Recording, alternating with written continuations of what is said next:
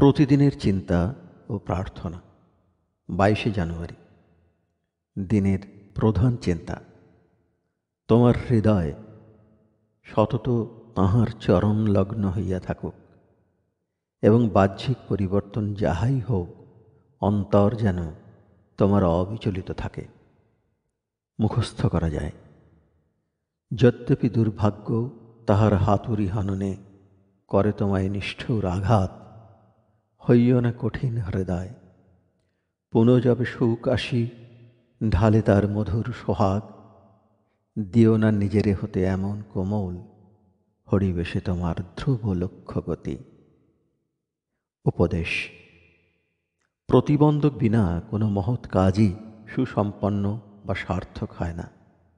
সকল অবস্থায় আমরা আদর্শকে দৃঢ়ভাবে ধরিয়া থাকিব, বিশেষত যখন বিফলতা, অবসাদ, ভুল বোঝাবুঝি বা অযথা সমালোচনা আমাদের সম্মুখে আসিবে।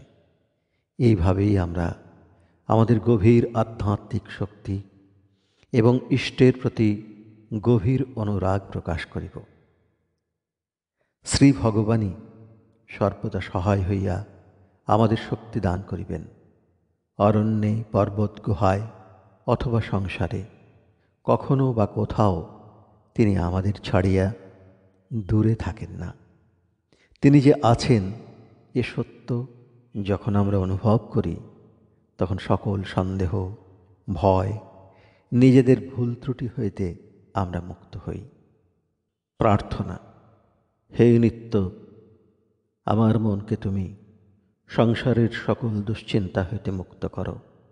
তোমার কৃপায় মন আমার এমন পবিত্র প্রেমে পরিপূর্ণ হোক যে সে হইবে তোমার যোগ্য পূজার বেদী।